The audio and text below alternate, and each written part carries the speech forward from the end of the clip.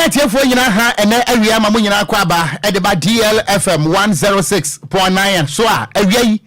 and some would why answer Asoswano Ebraso see there's some Ghana for you say Ajemensem Warprem to bre Ekasiabo and some would why de Ebra Eviano what by intent Akasiano Eswa DLFM online.com Akenkai and somewhere ye de enam no ebi sadan so ana ye social media handles uko YouTube Akasiabo no edaho DLFM 106.9 sadan so ana Instagram ana Twitter no so eda so ewie and somehow do ye de enam no wo ba ye Facebook no eso a DL 106.9 for messages no ebra yen na yen kenkan emfa emam na wie nsemo a ye de enam no de bedi mu akoti bi enne se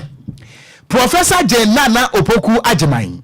enra NDC amanyuko no ekoyi ne kire ewiase amansa se wono ana wobebo kane mampani John Dramani Mahama na chiridom na wonum atu franka de ma NDC amanyuko no na wo kasa nsamba ko de atu ga ene se abai we nko a epenso ana abobo ya etimi tu fa wiem ese afafranto emu nsam kase boyi wo bete yababo ede awura o mampani da John Dramani Mahama na so ye no akasa de nsam de atu bi echiremu a o man Ghana tebi o man akoduru mu sese die ajeso mo tena seram tutu o man asra na abasa se ya carpenter fo tutu nkonwa na mo hyehye ne foforo na yebekọ boko ane ne mpotamu a awehusamu a esi wo hono mo enra se asojafo any prison officers e dia bo ani mewi akire emoja ana anwunu nkofo ma no ye ne won mo a etebambo ase ebedi mu enkomo e wosansem yi mu yebebo de awura santemantanum e hono mo na dweso ba election abekọ so no fremo pare akasa ekire mu a won mo mode azo betumi ato aba na de amala yakobena bo aten se be betumi aboa na inyuma pa donkuma ye no watimi abeto aso de ahye na de moyam yeda so agina mu asante mantamu a na ECG adwumafo a wonom ewo kumase ene na asante mantamu echirem se anamo bi a asante mantam soafo Simon Osemensa wotu no ama wo mo nkwa edese mu pa yebebo ede awura homasua mu no soafo ha my Ghana ye homasua so Dr. Yaw osai adwum wo kirem a o matena se ahunu so school fo ntare ahodo mo kyekye ahye se kokonteni abankwan no insacha baba woni senti omba besesem yebekọ fa amantam nso a mena okasa wo su brantam bia to amawi akire no enkrofo adane homeless baabi a won beda baabi a won betena abo wonom ewo keta ene aloga ene ne mpotamu a awiai ensam no yede eba besom Ghana fo se agemensam waprem to bre ekasebo ensam a yede enam awiai no wo ba yententa kase no so a DLFM online.com sadan so ana Facebook no so no DL 106.9 fa message wo comment ni nyina fa to ase wo comment section hono mo na awiai yenso yenkenkan wadwempo no so emfa emawo ensam a yede enam no yemfa eho aseda ema Pensword Ghana wonom ayadwumako a wonom eba odwumadie biase a yema animonyam etimi eba efrese eba exquisite collections of souvenirs a Pensword Ghana me pacha se open wholesale anase bia event bi ana wo pese moye ankrankre anase corporate bodies a bomode se odo ani bekire mu enu ntise bia wo pe customized pen wo pe keychains mags diaries anase notepads a Pensword Ghana wonom atena ye no ewo kokomlemle ewo Enquires waben ATTC fra wonom na womanyo so 0244 622 494 0244 622 494 Pensword Ghana wasi ya buawo ema udwumadi a wudie no ase etimi eba enyamo a ebusua wonom ene adwumaku a ene awiai wabo ya dontrense yemfa ensam no emesom Ghana fo nyina esa agemensam woprem to bre ekasebo akenkan fo mienu edia mejeso Gangster Cat ya mitenkura Okogyeabour Ocran mene Nhyiraba Kwadwo Sammy B DL News.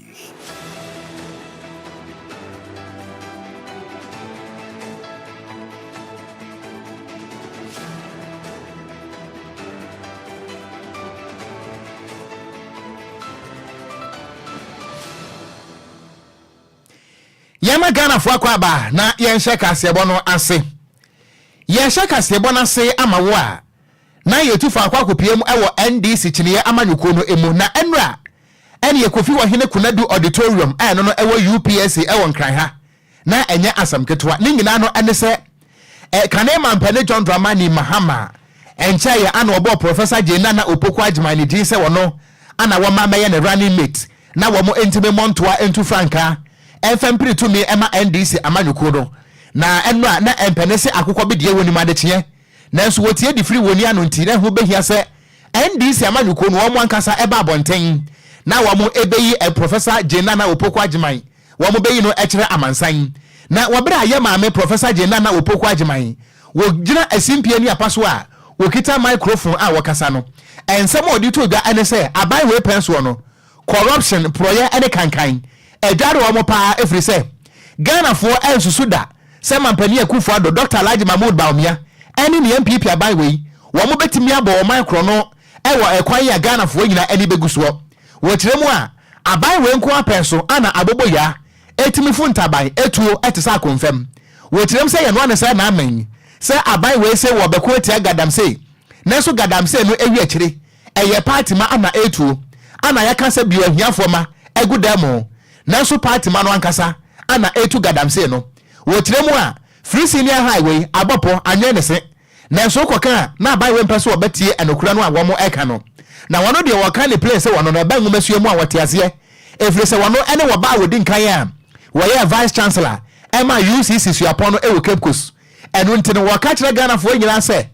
nyamenya dom na sabanya no 2024 Ghana fo de to me no ema wo mo a wone ne NDC amamuo no ebehwe ama free senior high no ade bia no aya amatwamatwe wo mbepone ato agu se de ba ya Ghana ngumasua ebetimi akwanka ne wo kiremu a sebio yemfa eyedono ehurehuna frafrani ba enu nti wo ka ne plane wo se seba ngumasua mu a wo bia ni hono mu a wote ngumasua se eche wono Professor Jenana Opoko Agyemai efri se eba ngumasua mu a wo ye professor enu nti wotena sidi na so hwese de abai we ediga na ngumasua education no edi agora na ne ba bia won peso obodin na etu ni se wen na so ade ba ko woka ede awie ne kasa ne se sadi abai we na nimienu na ne hune santa mo na aboboya etimi tu yesa confirm no a wodwene ho a wonte ase free se pro ne kankan edware NPP amamuo no wobra Professor Jenana Opoko Agyemai wo kasa no ba Facebook no so a ya ma me na da so Facebook no eye DL106.9 wo kasa ne mu nsem ne I envisage a report on the administration of His Excellency John Dramani Mahama on the ticket of the NDC in his reign 2013 to early 2017. And I bet that the report will have no reference to the following: a multi-million dugout. I don't know about you, but the image I get looking at that hole is a trench in utter shock that anyone could believe it was intended as a Thanksgiving gift to the Almighty, invisible, God only wise. You will not find in his record a free SHS at war. The battle fought on the grounds of food, shelter, space, even calendar, teaching and learning material, or those who spend a couple of weeks in school and many months at home just idling by. You will not find past questions instead of textbooks and science equipment. You will not find an atmosphere that suppresses learning. You will not find free water and electricity to a few that has turned out to be most expensive for everyone. Such a report will not find COVID money shared for partisan political campaign purpose. And all of this done when people were dying and they needed just a little bit of help. You will not find in his term an Japan-like manifesto. And you will not find him as president clearing malfeasance and writing love letters to prejudice a bad situation. You will not find that unemployment jumped from 8 to 14%. And actually check the figures. Check the actual figures. Go beyond the percentages. And you will not find a debt to GDP that has gone a wall, or a city that refuses to be tamed. Under his tenure, you will not find weak efforts to hide the truth of doomsday. Enti eni ayeti yeyi eye Professor Jenana Opoko Agyemai wono ana sabre NDC amanyuko no ada na di ede akire wiase nyina se wono na ebeboa kane mampene John Dramani Mahama ama Franka no wo mo atuo ede apre to me ye to akase bono so a na egusua ejina NDC amanyuko no aso ye na honom na mo Franka tuni ya John Dramani Mahama wakasa ejire mu a baby oman Ghana baby yaduru sese ne nyame anim ne yankopon anim ne ese oman Ghana ye bo modern na oman etutu na asra ne abasa na hyehyɛ ne yie pa na oman de sese ade adwira gukura okata na okyem sese aye kese Ghana ma no ye hia obi a wo akani honhom a ono no odwena oman no ho owotema na afin so wo do na nya de ye huni oman Ghana mu bi na betumi abo ma Ghana etimi akwa nanem na ode nsem wanyina tu dwandrata emra na ndi sema yokro no Wamba Modia Kwada, one Mankasa, Aya Frank, Tunia Bediachi, Professor Jane Nana, Opokwaji, my dear Echele Ghana Menina, Lititunia is a manukuno, and Odin some Wenina, Edutuja, no one penda de Echemuso, baby a Ghana do no. Omu you obio wa kani homas any pano. Obetimi abona Ghana, said the asa na titia pansemi. Ghana acquired the Zebi Obia Cotofon, or you swear China dream pempensu edruno. Violence at Chefon, the sent just of formateso. Inti Ghana Montimian formated part and Yamianum Nukrene, Violence at Cheno, and Yadi and Etna, Ghana bit Mejan and Nasubu. And what Sims and Penso Yadru say, ya or Membo and I say, or can you bet me a buana pepe ye, oh, and fire nothing soon could tell what my yajuma, and I bet me a Ghana, etimi akon the moon, and Tessadia Ghana. Baby, you are na baya den pass a bit me. Akon akoya, no such so, or many more yet ding. And then I can ye born in a more mind Ghana, baby, Yadruno. Yakwa could yet yes, my would be on my penda da John Dramani Mahama, or Casano. The last few years, Ghana, our dear country, has sunk to the lowest debts in our history as an independent nation. Our country, Ghana, over the last few years, has been buffeted by turbulent seas and has been sailing against a very strong headwind. Our leadership has been uninspiring and inept. We have lived under an administration that is unable to be truthful and honest to the people of Ghana and never accepts responsibility for anything. There can be no question in our minds that the effect of this maladministration has been so insidious and pervasive that today our people have lost faith and hope in not just the government of the day but in our democratic system of governance. Ladies and gentlemen, our country needs an urgent reset. Our people need a leadership that is inspiring, one that will make our people believe and trust in our Ghana project once again and believe in the hope of a better future. Enuachi ena ono wankasa Professor Nana Jane Opokunso ona nada na dwumade ni kwaso no mmodi azon beda onadi amen this emanyoko ni titru ne Ghana fo nyina atumi ahunso maame obetumi abadwuma pa de ama eye ND semanyoko no ena maame ni so menso so o mampenda da John Dramani Mahama me obi ka pa mama ka semu na menso menkyere ma adwenkyere Ghana fo ena maame ji mike ni o kyem so dabi ono ba oba no oba bebo mampenda da John Dramani Mahama chidom papa mo boni mo said your ba kwa wale a anase be ma na oba be wale a ontumba mani aka mo ntam hye ntam e kan ntam so papa mo boni mo mekwaso agina wachi no sa papa na oba be na mum said ye chese obi a one de ya pa no so ma ya rani mate bi a chese krom ha no mu sei okogye ma bi kaka se one de be wadro no ono wade se ono ye mate keke onye driver ni no oso one de o meka bi da se me kogina simpie so na ko kasa say Ghana fo nyina mba be bo adwuma na monto aba ma me awase me ye mate keke o se da bi on de sa na mo nya de obetu bi endi se de tie bia no papa mo boni mo oto mampenda da John Dramani Mahama chi so mbeboa na Ghana etimi akwa nso ye ntia se de Professor Nana Jane Opokuagyema said what you nsemu FI. I will share in our collective successes and share responsibility for our setbacks if any. And at the time of reckoning, Your Excellency John Dramani Mahama, I will not, in the advancement of self-serving ambition, declare to the whole world that I was only the driver's mate.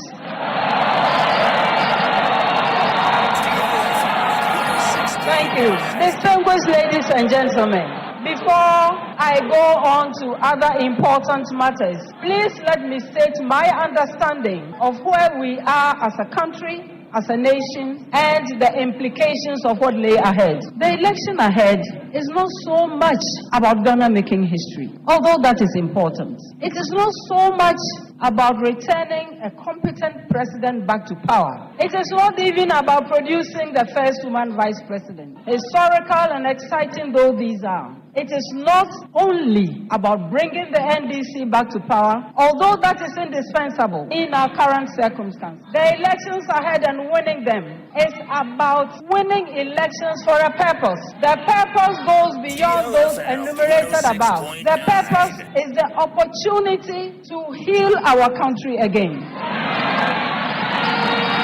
It is about the opportunity to pull Ghana back from the precipice of destruction, of normalizing corruption, of incomprehensive greed, from deep despair. The election ahead and winning it for our party is about hard work and abiding sacrifice. It is to embrace everyone in building a Ghana that functions again. It is to work towards a Ghana where citizens have confidence and hope. Eni a wuti ye eye frankatwini abede akyire edema NDC amanyo konia Professor Nana Opoku Agyeman ene na wote ye no. Yento awia pem tebra kase bono eso ewo DLFM 106.9 na ensemu a akoso no bomode se wodo message ni nyina nso ebebra yen ewo Facebook no eso na wonso watimi abeka kase bono ho ebie enu nti wuja message no eto comment section hono mo a ye bekenka ni nyina nso na ye de amawo yento akase bono so ni yempiem ewo bambon sensemu ai yenkonkopiem ewo my Ghana etifedo ane ne mpotemu a na yekọ boko na enna awia na anyasam ketwa ewo boko montre eso mena wokasa boko aye kura asumdwe efiti kwata apeso nie asumdwe nkasa de entimi emaye eno nti amai mo mpanifo asoma bambofo se wo mo nkonkwo se asumdwe betimi aba boko wo mo nso koye a bambon nsam ne kakraka no wo mo nso akototo na jeje mu a wo mo nkasa se wo mo buru wo mo ho a enie ne nyina no ene se eya boko na ba na himfie ana chere se wo himpon a wotia banya so ese overlord ewo kusok traditional area na chere se wotina akonya no so no emfinhia aduanan eno ntini 40 years anniversary ana na wonom edie ewo boko na ba na himfie na eno na chere se ntiase entimi ankwankwa adwuma ewo boko eno nti enam so ema chere se asodafo a wo mo hwe atoban ageban no wo mo any prison service officers a wonom ewo boko ho de boni matrese wi akire no ene prison officers se moja pram wo mo anie na busia ye di video no ebato Facebook no so amawo na won so watimi ahwebi ene video no anada so no na wo hwese ne asojafo a policefo ne prison officers etuo sense wo mo ko ho na mo a yasoma mo se mo nkohwe ma asumdwe entime emra boko mo mbeko na asumdwe no mo akotwe ne fo mo a na chesa awe hu ye pam na yenuma de crop esi ye emamente ho ase no so de ye na nyina no enesa sojafo ni kire mu a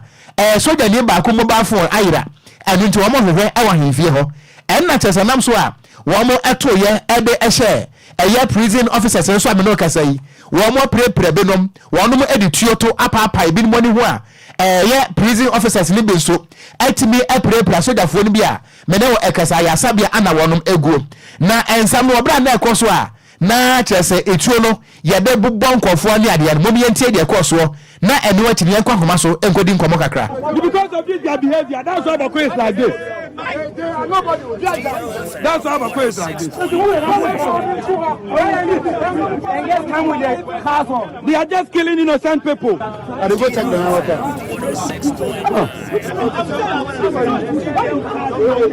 that's the only thing for me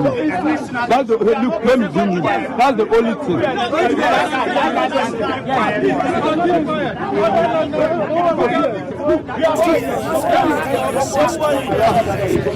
why you are you women? No woman. But it's painful. You're no woman, but it's painful. Why? Yeah, and I'm Sunyani program, then I'm here. I am from Father Station. Open a whole week administration. But couldn't stand enti abusuanfo ani a muti ye no ene ehun video ana mo hwe e wo Facebook no eso no DLFM 106.9 e wo Facebook no eso a asojafo ene prison officers e de aboni ama emoja pa no enye asem gotoa na abusuansem wentimi enkwa homa so na ye ni owura Anthony Akwei wo ye security policy expert emma eye Center for Security Dialogue and Peace Advocacy yewura aba homa so yewura Anthony woti yanka awie yamu aha o Mejo so Nhyiraba Ocran senior bibia bako de general the mother chain the pocho moswe nyankopon adom yanso ye hoye pa na adwumade amoye ye hoye yewura yaba wonche awie ya eye bako de ekoso anu a awia ewo bako no wadama Center for Security Dialogue and Peace Advocacy yewura mote sansam wo ya momoge ne sen yo Nhyiraba na minche weti fin na yabre DLFM 106.9 ma osi wo boko ndeda no prison officers onye some personnel within the military wonye them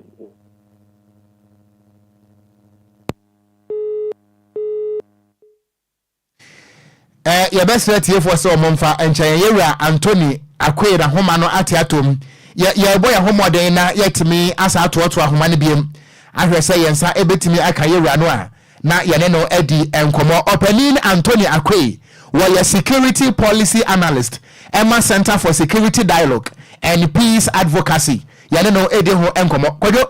ako wo hwe de esi ye ewo boko a bambofo a yasoma mo se mo nkohwe na asomdwe mbra no afedie mo koye no asomdwe kakraka no mo asa mana kwati anwa Kwadwo tie no wo je ne sen in fact me yemu hye na se ekoba ni se dia na je se o ma no gidia yenya wo saa asrafo no mu no in fact ebehihim because yenim se basabasa ye na esi enti mo nkora mo nkwaje banto ban se be ye bebo na asomdwe etimi ya bana se obi fun ayira na mo nkasa mutwa mo ho de sie ni ma na ye entoko obi tumi pai bia ni suma kobrani ani achi moja wode akwada hospital de nyame anim nukuredi na nya de ya de pa e basa o ma ne ntumi nya gidie e wa asrafo dwumako no enye kura mo basa na in fact nyame anim nukureni gidie pa se Ghana fo benya na ebe ye den adentra because baby amugina na dwumadi a hya mo nsa no Ghana fo nyina ne mu se mo na du de den a mo be ye kama fo de mo ban na edum pempenso a ye kwa enko ye ba ye mba mo na ani da mo so na se mo ankasa mpanimfo mienu a mo hwe na nyama akoye na mo nkopata ntokwa mo koye video mangasa makwaje ntokwa bomobo ene ye no aya na se ye koya na se enti ene we dia ye mpanimfo mo hwe bambo so Ghana ene mo withdraw security link na free boku ni ehu se bokufo na edai ekunkum mo ho mfaso obi ani so kwa mfaso obi ani so mari sika na edi tua mo kasa mo nkobọ ban na mo koye nso so a mo matwa mo ho bro mo ho de a ene mfaso obi ani so ana me pamcho wo answer ya too much the because ohia report no a ye tie the Ghana Armed Forces so e de baba bonten but then the report wa ha ne say the entia soldier for no ene bere prison officers no so ene say na wo mo hwehwe mobile phone onim say we kan ho atoso mpre no wa Upper West yeah eno so soldier for kuro ya say wo mo mobile phone ayira etc wa monten so somewhere 2022 ebo nkrofo no a bo wafo no a enti the question is boko temamfo na wo boko ni nim say eni da so yasa because boko fitin finhia pi ni asomdwe ni ho sure ani ye dem mo abasa mo mra na mo maye ye ni da so hwe dem so mo di aba eni da so nim se rebeko ne dia eni aban onya so besma wo no mo because ai ni em se boko fo na ko mo ntoko because mo kwa na makofre mu asem no kra se dem ko ye ebesi den na mo wo krom ho no maji mu adi tell us how my video ni biem my video ni biem me pa cha mo a mo tie radio no mo ankasa mo betimi aba Facebook no so aba be hwade say asojafo ayese mo nkonko to banye ban prison officers mo nkonko to banye ban a police fo mo nkonko to banye ban hwe moja person by prison officer we phone ajira we enti phone ayira enti montomo bo wasenka ho asem age se no so kwabra ne apae kwabra ne ani so e ma ne so pad manches e ma ne ye ntokwa asrafo ye ni damo so se de tie bia na edu de den a mo ne yenkamafo yi yankopon firi wa na hwe de mo ye enti we no ho se rebels no ho se sa de we kwaso a ombesere mo kra because as a Ghana enye serious una de kwaso de okon se sa hwe yempase e beka no kra yen security camps no ho otan de da wo montem otan sa eno ho bi na nam so yi otan wo montem de da ho no mo wo kwa wa ho no mo na prison officers ne sa military na nkasa otan da wo montem enti aya ntokwa dada kutwa ne ade akotim otan kuro ya ebi da military no ene a police fo ntem na mo nka mo na mo nya dwuma mfa mo ayen se be moboro wafo no a ye yavo no abo no a hwede mo so mo ye matwa mo ho boro mo ho but I say when we win say Ghana Armed Forces wo mo ache because say esi enu awia yeah enti fan say 24 hours ni na say montimi mfa nkrata bia ma bonten emfa nchirechire mu ma mi ehu no kuro wo mu a hwe na mo ankasa nsamtwerofo ye ka de ye pewu ana me boa so ma ye hu de ekro that is it ye si ya ankasa no ebi ankasa enu anumre no mo de aba ye hwe ebi enu anumre no mo de ho nkrata but a security issues nje si ehu de akọ say ya bokofo no aye pe bambode ama wonom ama asomdwaba no na mama wo mu nsa sifom enokre hwade a soldier fo mo ye ade a soldier fo ye adia prison baby o no mo a eye mojasam eye too bloody yentime mfa no enkyere but we said the officer nani ho sane moja pa no a ho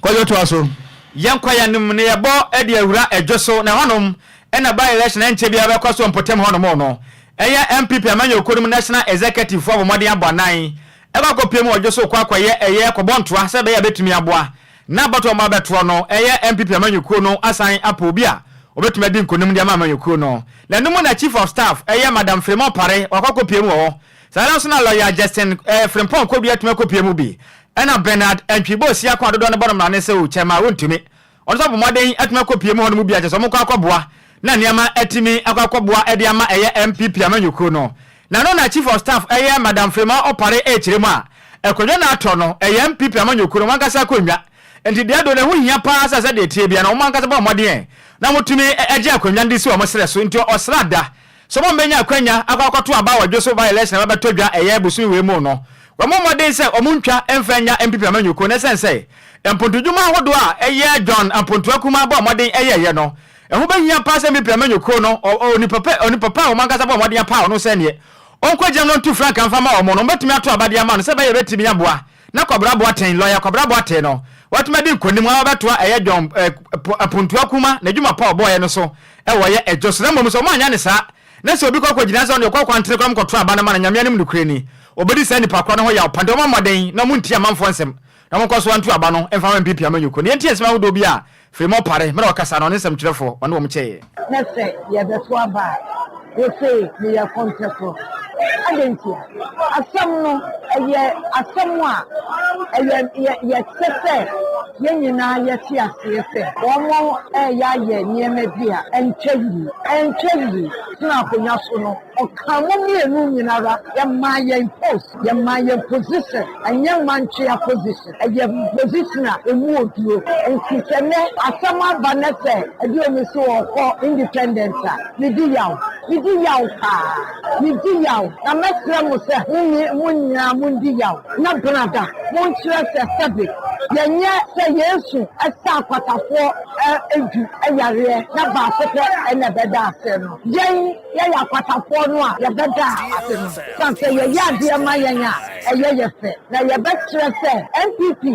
eni ye kamo enti MPP ono anyo sono no abrabo asen ono a na gina ho ema osom mesre se dewure ya enkomo amenimu adie eyankomo a edodo no a ebia ya nti ase mo na meyi mu se be katamafo se mo kopie mo kwa sorry mo de enkrofo otu kwan amane a medi aba amane ne se wo mo ayiye boni aye cause then MPP ya nye ayiyi mu Akufo-Addo o cheye no ma ye biso wo mo se ka wo mo ye sa na ye so yankoso so ema eye joso a ya nyim se ye gina brane wa ha yan so ema emeka ye ho obi se o se o kwa woni ye bebetna nso beto a sama edikan adenti ana wo ye kontakro na ye MPP kontakro dia na woni eye April 13th woni NDC focus ya kwa ye de enti na NDC so onko but na se adwene ho emma NDC enkonko se obi ekno mfa ye nko musuom eni a wotie chief of staff ne din ade madam Fremont Opare ne ena wotie no achi ena Asante regional area chairman de ma MPP amanyoko ne din ade Mr Bernard Entwibo siakon no so kirem so eye pa aba ne de den ese so mba mode so mbeto aba no ede ama MPP amanyoko no na afin so akwaya hodo e ho na aka ne eye opani a no ye masebadwani ede ma edwoso mekire eye dwankuma obano mode bebre na asan ko yi akwan na so no ba ma wo be fa ne ko yi no ono nkasa bomaden asa ne chacha wa pepi akwa mu o ampen na dan kwa Akufo-Addo na so eye akire ne se obopesa dwumadie no ono nkasa tumedi ma contract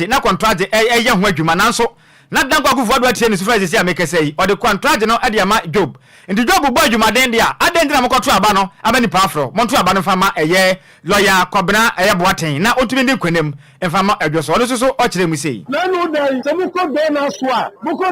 a ba wo se yewura donkuma o si asphalt plant wo ho udu ho no a o ye se obaye akoye wo nyina asphalt enti tipa tracks egu wo ni nyina no ya media wo ba se ya tro mi se na mi se wo nyina ya me a tibutie abra owu ya ne pano ana MC constituency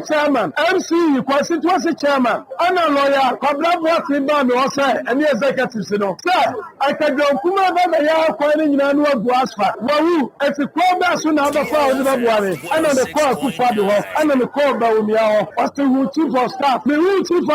pa ana o se pa contractor bra aya me chama untumi ana chief of staff ma me kwai ana me fa Kofi Job asoma me kan onyakupo ni chief of staff le fi eke ya me na me Kofi Job ba ha sei me na me bi atasi aba ha sei eti sadio mi chanto a oboa aya ban ne kiaka aban so ya kwaya aban ne kia say individual bia oko so kwaya ya bechew you know aya ban na ya kwan eti say individual bi eka say we civil engineer we know how many civil engineers are omuwa ejosu constituency how many civil engineers we know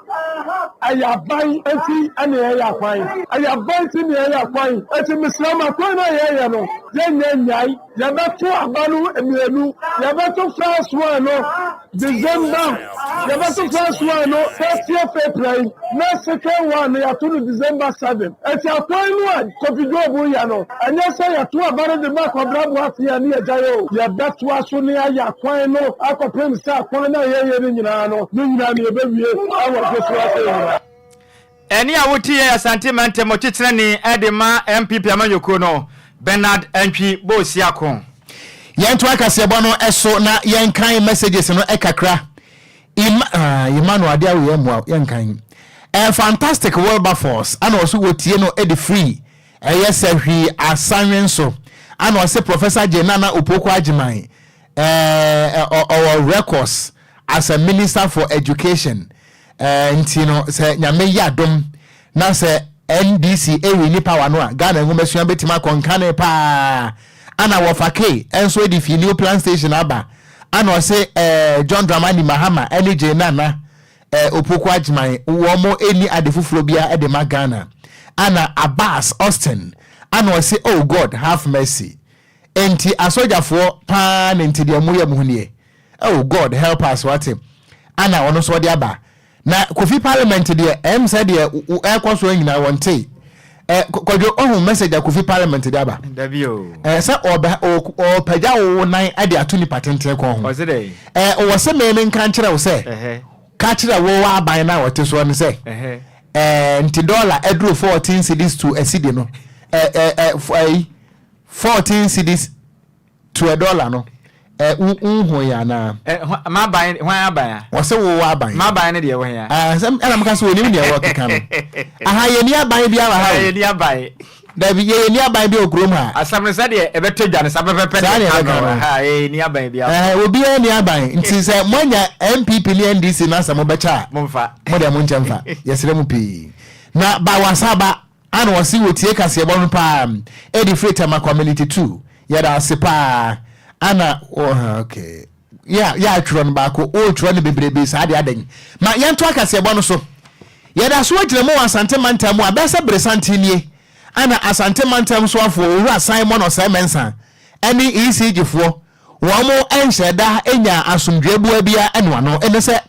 wo Asante Mantam so afo kire mu a eye Ashanti East Regional Manager ede Emma ECG wakwa kwotwa eye Kumasi Technical University wonom lightim amatrese minister se ne bo afunti woma a police for ebeche ECG manager a wono wo Kumasi na enam so amame no kasai association na say workers no ECG workers a wonom Asante Mantam kire se anamo no a Asante Mantam so afo Simon Osemensa woda na die no amase se wo modwuma wo mo ye no wo mo nkwa eda san mo pa efri se revenue mobilization I say san kwom kokohwe na wo mo gigi sika no ede ma Ghana ban no de Simon Osemensa ye no nti ama wo musuro se wo betie se abonten afiri se wo mususu se ebia na eye regional minister no wo aboabo metro men ano se wo mmra mabu ECD fo no nti enya de so omutimi kokoye wo adwuma na sansem we nyina no eba beto dwa na kire se chairman edema association no eye John Mensa ana won nsam trofo di nkomo na wo kirem se anamo a eye asante mantam so afo Simon was Mensa woda na die nti ama ehu kese ana abeto ECG workers a wonum ewa asante mantam so okra mpo anu nti no se wo ntimi enkonkoye wo adwuma na asasem kro ya ho no ana president edema institutions of engineering and technology eye Henry Kwadwo Ocran wode to dana wo kirem se anamo wa yewra Simon of Mensa da na die ese bo ma police fo machi Ashanti East ECG manager no just wo condemn a the engineer did not violate any ethics. He did not. It's a public institutions, and the board of ECG take decisions for the directorate or the management to implement. So it was a decision taken by the board, and we have heard on number of platforms the managing director, Mr. Mahama, when he disconnected Parliament, and he was asked, he said Parliament was working and ECG2 was working. Yes, so it is the work assigned for them to do, proper work assigned for them, a legal work assigned for them to execute, and they were executing it based on the decision of the board and the implementation by the management. The ECG engineer at Kumasi would have been an expatriate. The regional minister will not do what he did. Yes, we have to keep recognition to our own, because a regional engineer of his caliber work with experience, and you can't demotivate him like that just calling for his arrest. It's uncalled for. Enti elia yeti a president at the Emma Institutions of Engineering and Technology Henry Kwadwo Ocran and this has some atuga ye to akase bo no so ane ye bo edi awura ahomasuya mu na ho nom no so afọ da oman Ghana ahomasuya no Dr. Yaw osei edutwum wakasa de nsam de atudwa kire ma oman Ghana bebe ye duro no entare ahodo a basic school fo nkwala no esene nya de eso ani ye kura jazentare no ache kwame nkroma brese na konkonteni abankwan emofre yi hye ya bapem samre nya de ansa kire ba tumi abamu na no anka so onam kroma no wahwe se de private school fo yi entare ahodo bi o mo hye hye kroma no ma efe pa isa nika na dum pempenso bi a Ghana wonma mo ko ye basic schools na mo dom tototo eye private schools fo no ho a na fere ya pa wonma ni yawu esense entare o mo hye no sese nya fe entiro matena se adwene hu se de aduro ne de eseso mo ye nsa kira ye na mo de foforo de ba se be ya beboa na nkwala na mani agi school no so atimi akwa ne mpa odem se we nyina tudwa endrada e wo mna no mo pa eye dwumade ho ntoma e wo ye UPS no won kra pumpure bantai mu e na osofo edutum kire mu a se de aya no se ye ho hia pa so betimi awe bande oye public sector no na tumi matumi akoye e de ama ye basic schools no se ye betimi asesa na ntale a black and yellow na aye konkonteni ambankwa no o matumi ayidi afro na mo betimi akofa ye blue na afin so white fita na mo de aba sabe betimi aboa na nkwala no nkasa no men betimi agye no wahunu say yes afi de yenso ya safata bi pa ene okasa na okire msenje hye we nyina no ayade aga na mampanen na na dan kwa akufu ado ana afin so no nkasa na bedi akire Dr. Mahmoud Bawomia wo msa no adwuma ni binie adwuma pa wa no ma bono na nam ho e ma de sente oni sa hye we nyina ba e ba boa ma Ghana ehuma sua atumi atumpo akwa na ni sente no ototo sra wo fo nyina so mo ta wo ma chie na momoa na Ghana basic schools na nema etumi ko yemfama wonom yenti esima hodo bia wakasa no ode tuda. You see, you don't see brown and yellow. We are rebranding public schools. No brown and yellow, blue and white. And we are changing the uniforms too. This is President Kufado and Vice Muhammad Bawumia's Ghana. We have begun the transformation. There's no reason why we shouldn't. Ghanaians deserve better, and we're going to give them better. Something that we can all be proud of. Eni a wuti ye yo so for he o man Ghana ye humesua so Dr. Yaw osei adutwum eno achi no ato so no kyerem so wonam no watete sa manfo akeka ena o man Ghana ya timi ene ma ohia o man nya bini na mo ye ade ade aboa schools a mo sra mo drones hu niam na mo ye ya na school ntare ade de nsakere betimi de aba ma adisuafo na timi anya so mfaso nti we de enya de pa na o te hwe munnim de mo keka hwe o man mu so mutumi boa ye nsakere mu na sa school mi bia ye fefe na niam akoyi a awofo na nkasa mpo betimi de o mo ma no kra hye hye wo no mo kra so monye wo na private school no kra mprebedi ba bia hwe na wo fo no krampo kon no so mo fa mo ma no e fa private school eno so kire mu sei. I know there are some who are watching from home and around the world and they are saying, what about basic schools? Have you abandoned them? So they will say, yeah, we'll give you credit. That was senior high school. But if abandon basic schools, children are sitting on the trees and you're talking about drones. To them, I have a response. I look forward to a day when parents will line up in front of our public schools and beg to enroll their children. That is the day. And it will soon come. And it has begun under Nana Aduda. Let me move. This is your junior high school. I hear all the time people talking about the free senior high school, and they don't tell the story of the children who were here. You have to look at something negative and focus on that. They are not focusing on the story of the children. This is a program that has touched many lives. Any a wuti oswo for show my Ghana yegumesua eswo Dr. Yaw osei adetwam. Eno ati ena Dr. Park ono nso so ukopia o mrase bedwam a okabedwa kwa ono matia mo ehwe eye humesua so o mrase bedwam ano ena wa kire mi so papa yi enseme na aka kan o manga na bebe ye dure na school fo ne ma hia wono mu aba de na mu kire o kire ma na kire se o manga na nkasa humesua ne bebe ado no a kire se ato abese no ohun aka senseme na adenti ena o man free agency na nkasa mponi school awodo ni nyina no egu enkwala ye mu nya nkwanwa ntena so mtetete form ne ko school ebi tete nuase na weni ade ahia pa betumi abo ankola no senti no akofa weni nyina ade aba na o kyerem so sika wodo bia ede sanka aso ehwe humasua so ne Ghana ban etumi tua ade ma kyerɛ form ade tumi boa etumi kyerɛ granta etumi boa na nkola yi ade so mo kɔ competition bia inter schools ne ade etumi boa nyina no sika ye nkɔ bio weni ehu hia mo ene school ntare ne mo priority dia nyamya ne mu kreni wa fere kura yentie se de Dr. Park ono so kyerɛ ne nsɛm. Well, I think, in all honesty, it is a very misplaced priority at this point. As we speak now, public basic schools are almost collapsing as a result of the neglect that the public basic school system has suffered under this government. Invariably, most of government's attention has been directed towards the free senior school policy and its implementation. As we speak, I know for a fact that capitation grants, which are the grants that allows us to say that public basic education is free, because these are the grants that the head teachers of the basic schools, use to organize activities like cultural activities, sports activities, to get carpenters to fix broken doors and windows and wood furniture, to get masons to patch up cracked walls and what have you, and to buy attendance register. It is in arrears for 8 terms, the equivalent of 8 terms, which is putting pressure on the head teachers and, in fact, shifting the cost of public basic education to parents. We even have a situation where only 65% of textbooks based on the new curriculum, which came into effect in September 2019, only 65% of those books have been distributed to our public basic schools across the country. We have in excess of 1.3 million people in the country who have no access to furniture. And so why would government, in spite of all of these glaring and debilitating challenges, seek to spend resources in rebranding our public basic schools by introducing a new uniform? Any awuti ye a deputy ranking member, one of my modern Yasha Humesia so, ever my sebedrum, Mr. Dr. Clement a park. Yantua Yapam Tobacas Bono so na Sesia Noa. Kwadwo matches here be sesa uniform so no. Me na me catch on. Na dey no man twen nanka ya breso no manye bia maye.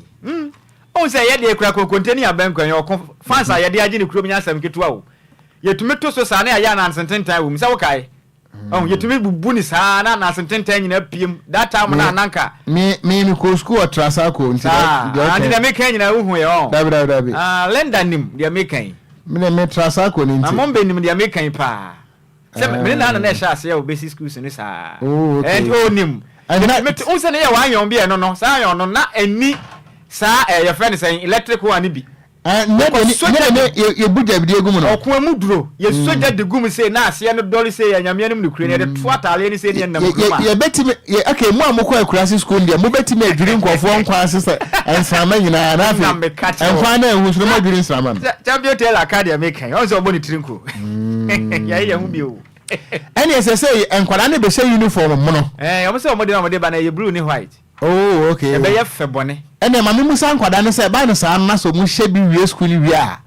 Wo ma nyina be ye mpanimfo na adwuma be na e ba no sa wo mbe. Okay, ne kwabro chira nsan. Me kwabro chira nsan. Kwabro chira na bra. Se say me din ka bi sa amrofo nkwa ne say. Se say Ghana nkwala ne benya uniform foforo enti wo mo ye mmorofo nkwada no daachi bia no munyi na dwuma be no moye muya na matie siga na busa se nkwada se wo saye odotwum se mu nso mo benya new uniforms nti mo nso mo hye wie na se mu wie school no adwuma be na daachi mo nso mo be tima men kwa bro chiremra Kobra. What do you want to do when you grow up? I want to be a physician. I want to invent a kind of medicine. People who drinks it will never die. That's a very lofty goal, and I like it. That's very specific too. Nice. That's when you're made, my baby. No, I'm too. Huh? I'm too. Nah, Benoit. You miss that's right. What the uniform munyi nyina be sa no mutu. Hey, minia, oso obenu mutu. Say eye uniform munyi nyina ti be sa no mutu. Okun say mutu no, isi esika o mo. Sa. Omo mu yenu anon no kan omo secret a kire wa ho. Omo kan kire ho. David. Hey, omo kan omo secret kire wa say yes. Omo yesika o. Berade a enya ne se ye ma uniform mo na de wa ko no aduane osimi de koka mutu o na dey send obi a on priority obi a o de ana confidence a o de kan mutu no. What do you want to do when you grow up? I want to be a physician. I want to invent a kind of medicine. People who drinks it will never die. That's a very lofty goal, and I like it. That's very specific too. Nice. That's when you're made, my baby. No, I'm too. Huh? I'm too. Nah, Benoit. You miss that's right. Ti Kwadwo mutu. Se de osi bi kan no kra no mutu. Isa de na oyo wana kuma mi se wo ko nyina wo wie no na obeye ho adwuma. Sa or the passion e kasa. Eye. Or the passion e kasa. Obi on priority. I think say enye bad. Onyere no ho. Sa adam bi sa apaka sa da chi onye obede yi. Sa apaka no when ni vision to anya sendi anka. Akra ni vision so obeka mutu am anya bia dia. Yazebo. Ebushi apaka ba. Ma ya na ya vumba ni afa go plamaso nsam ento amuso. The Yale News.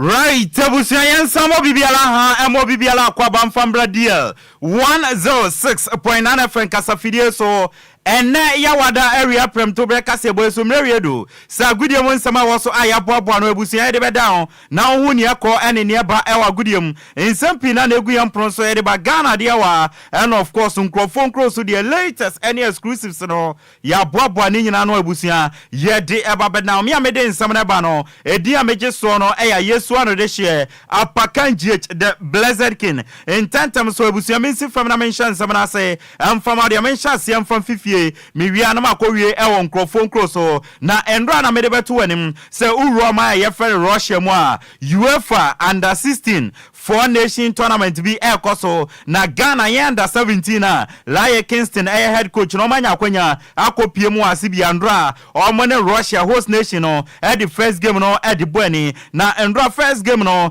to dwa ewie no na o ma ye fere Russia achi Ghana Black Starlet no twa ye kapol polemiensa e ma ye tumi atimu bakon enti ndra Black Starlet no ye first game no ye tumi lusu emra Russia eche boy ye kapol polemiensa ye tumi timu bakwa enwonsam no na ye nramo our CAF Confederation Cup na kache bobo ko bakwa nde ogina Ghana nemo eti ye nimu bobo ko ye friend Dinsesi o matumi abo akopiem our semi final first leg no mo ne Zamalek ekopiem ewo Egypt o mo ne o mo kokoti obi antumi afabo Anthony Yonkwatem nyame aduma kwesiada uramo ewo Kumasi Babaya Sports Stadium Empire ebedwa second leg no baso wan na qualify akopiem ewo final no na CAF mpenifo akwatena se akoyi Chad referee ye friend Ahaji Alao Mahamat se ombre na ombe center referee embedi game no eno achi according to CAF no omochiema ombe yisu video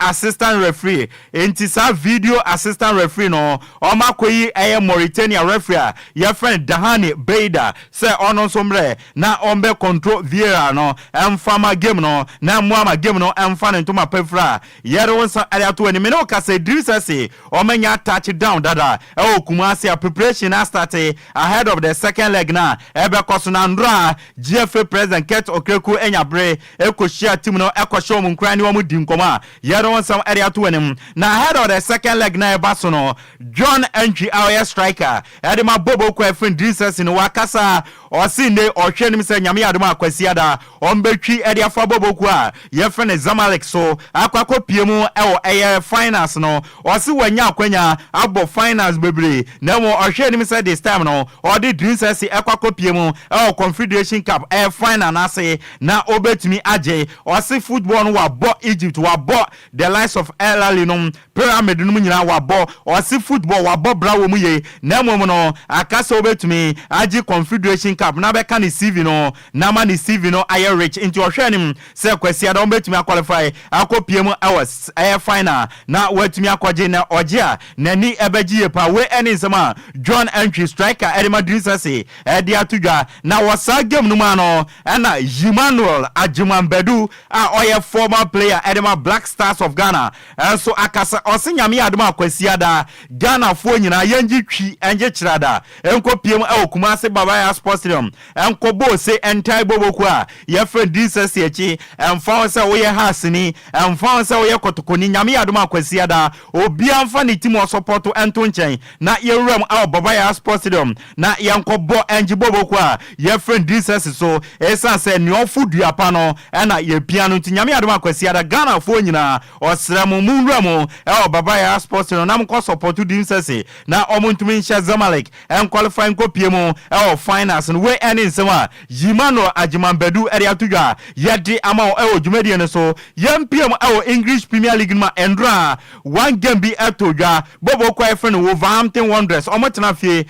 Bournemouth ekwacho mbom ekaba kwa omantimant Ghanaian striker your friend Antoine Semenyo ono no nya the only goal in the game edema bobo kwa your friend Bournemouth on the 37 minutes na otwa trano edema bobo kwa your friend Bournemouth onsam no na this season no winning the 8th goal awashe in the English Premier League area bobo kwa your friend Bournemouth amede wonsam dia to anim na ndra opiem Nkran ha ende no meeting bi ekoso edema referees managers omo 10 regions ni nyina na wasa enhyiamudie na se one day training workshop no na GFA president friend Keti Osokreko ede nsambi edekotudwa osi emrewiedo se referees Ghana no afibia no 3 times a year no yebemo maye exams theoretical exams na exams we owogidie se referees no na theory no ekoso ni ade a ebeboa ma referees no emra wodo a yedidi game no day in day out no omadwen bekoso ema bad officiate na ye experience Ghana no etu atwanti according to 30 years akreko no o se referee managers am Ghana no afibia no mo organize the exams 3 times informal referees no nemboa ne update referees no on various regulations yedi edi game na enwonsam no na endra na medebetu anim se bobo kwa your friend RTU omoni omukocha your friend Abdul Munin party ways omeja coach ne kwan na coach no your friend Abdul Munim aba monten eri abetudwa se RTU for ampam no ono ana odi adwuma na eto esanse sikasam ho akwatwe eri amaboboku your friend RTU enti omuntua ne ka o se be ya afinie only 1 month pe match this year no matua ne ka ne aka ni nyina no akam emma enti na o decide so ne omo ebe party ways adwuma no omontoa so o se mutually na two parties no party ways enti RTU for no money na monten so no o fixe match enti no ma pam no sansam na enya no kre mutually no na oni bobo kwa friend RTU party ways wonsam no Samuel Buadu aka Kofi Yesu or your head coach Adema bobo kwa your friend Brekum Chelsea o see this season no or hwe ni so or the bobo kwa your friend Brekum Chelsea ebe finish in a respect respectable position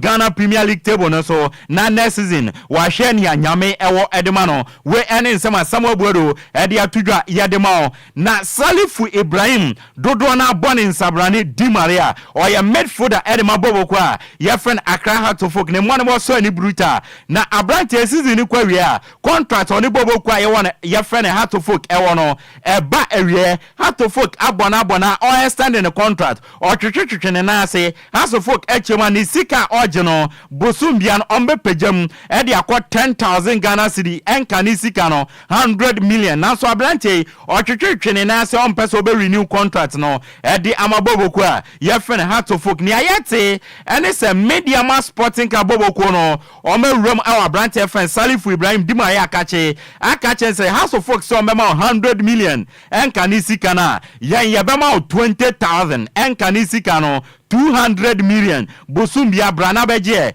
na besign contract efamaye enti ne akika kono se Salifu Ibrahim Di Maria se wankopiem ewa monone dia na wan sign contract extension emfama House of Folk dia oberem our media makache na wako sign contract bosumbia enka ni sika no 200 million and okwakwajia yede wonsam edi amao yenkopiem ewon krofon krosu tew na yammoso na yansore sodia bobo kwa friend Barcelona kache na medimaniche no mo manager Xavi Hernandez season we an ode betudwa se season kwa wi ase na mpenefo kan no bema beye bi wambeye ni nyina enti ode adwuma ne beto as a manager edi ama Barcelona na wakopani baby atena no foforo abeto aso na se na mpenefo kan no sebe oba kwase ape eno nsesa na adwe ene wakwada adwen se ono ano kan na emom no wasesa na adwen season kwa wi a obetna na wato na adwumadie so as a manager edi amabobo kwa ye friend Barcelona ntimi no ka se Xavi obetna next season as a manager edi amabobo kwa ye friend Barcelona ewonsam no na uram our Liverpool akachi a season kwa wi a judging crop edi ni dwumadie to as a manager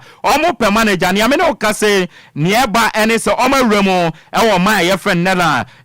Feyenoord manager ye friend Anislot no na Liverpool ene na twetwe nkomadu achi a like is Anislot eba be new manager edi amabobo kwa friend Liverpool a ye de wonsam edi ma endra matches equal so ewo Europe ye mmoso tew emfama wa English Premier League no matches etodwa no results IPM no say NT Wolverhampton Wanderers etna fiema Bournemouth ekobo mekaba kwa o mantimi ante Crystal Palace Jordan ayu team no o motna fie echi Newcastle ebo mekamienu a o mantimi ante endra Goodison Park no Everton Merseyside derby no o muchi Liverpool ebo mekamienu a o mantimi ante me no ka say Liverpool dream somebody English Premier League ne dia ton so manesa na Manchester United enso etna fie echi Sheffield United ebo mekapole enan emo muti mumienu a ewonsam no uram ewo Copa Italia no ewo Italia semi final second leg na etodwa Atlanta etna fie echi Fiorentina ebo mekapole enan emo muti mu baako aggregate no ekoye 4-2 in favor of Atlanta timino ka say Atlanta so eremo ewo finals of Copa Italia na omo kobo ewonsam no French Ligue 1 Andra Laurent etna fie emo PSG ekochombo mekapole enan emo muti mu baako Olympic Marseille etna fie eni OGC Nice ekotie obi a hye ne yonko eka mienu na Monaco etna fie ehye kane baako a Leo Metropole entiment nyame adoma ne English Premier League no one game ebeba so ebo 7 PM a Brighton and Hove Albion omo ne bobo kwa friend Manchester City ebebo Arsenal fans mu kom nkotodwa ni ma na mo abom Python ne Brighton ebetumi ahye Man City ede amamo se na ebeboa na mo betumi agi English Premier League no na Itensia no last week na one game bi eba so na mo no abrante friend Ivan Indika okotwahwe ewo park ne so nti game no ye suspend ya amba so ene eba so Udinese ene bobo kwa ye friend AS Roma ebebo last week na emra omo bo no ekoye 1-1 nti no meto so e de afi 1-1 wa me de wonsam e de 2 ma abusu ama me nyina we so na gudie mo nsama ye boaboa no e de ba ne yam fancy na Okogyeabour ene Nhyiraba empra prechiri na ye nsore so abusu ama me de agudie mo nsam no e de ebrodi ameje so no e ya Yesu ano de hye apakan GH the blessed king. Over to you Okogyeabour. Mera se ebusuya yenyina we so na wiye ensama hodo a yede ebesom wo se agimensam wo prem to breakers ye bono yedi ebesie yemfa seda ema wo Ghana ni se wonwa abratie yen dohwe ba ko a yenso yede nsam no abrawo champion ko fitela de ko Facebook no eso na akenkanfo nso a yeje bre ede ensem no ebrewo edia mejeso eye Okogyeabour Ocran mene Nhyiraba Kwadwo Sammy B yada mo yira ase awia yi ama mo yira mo enitia ogyen oboja DL News.